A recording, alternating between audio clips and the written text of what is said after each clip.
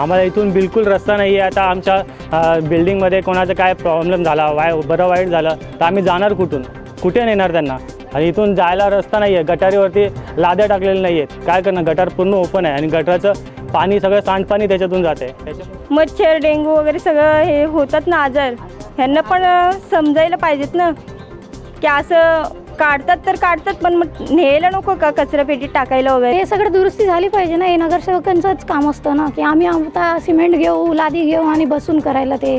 आणि रस्ता पण एकदम अंधारात असतो, कुत्रे वगैरे असतात आणि रात्रीच्या वेळी आम्ही येतो, क्लासेस असतात, कामावरून येतो। मुलांना याला मेन म्हणजे ती पोल तिकडे असा ठेवलाय ना की त्या वायरी लटकत असतात आणि त्याच्यामुळे अशी भीती वाटते की मोठा पाऊस आला किंवा वादळ झालं तर वायर बीर पडली तर मुलांच्या अंगावर पडेल। हा पूर्ण एरिया असा वाळीत टाकल्या असं झालेला आहे पूर्ण। बघा तुम्ही इथे सर्व बघू शकता, रस्ता पण बघू शकता, कुठून येणार काय येणार?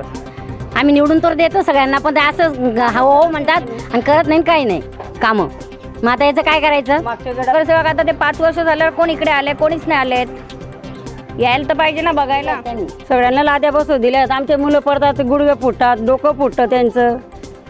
आम्हाला मदत करून द्या, आम्ही त्यांना मदत करणारच आहेत। गरीब लोकांना मदत नाही तर कशाला पाहिजे? मग इकडचा पोल होता तो कापून टाकला, तिकडे लाईट नाही, इकडे लाईट नाही, सर्व म्हातारी माणसं येणार जाणार कसे जाणार? समस्या दूर होत नाही। मागची गटर पण तशी आहे, ही पण तशीच आहे। रेणुका जोशी आहेत उभ्या, आम्ही त्यांना निवडून देणार आहेत आणि त्या सगळ्या आमच्या समस्या सोडणार आहेत सगळ्या। त्याने आधी पण मदत केलं आहे, म्हणजे जेव्हा बिल्डिंग पाडण्यात आलेले तेव्हा आम्ही त्यांच्याचकडे मदतीसाठी गेलेले।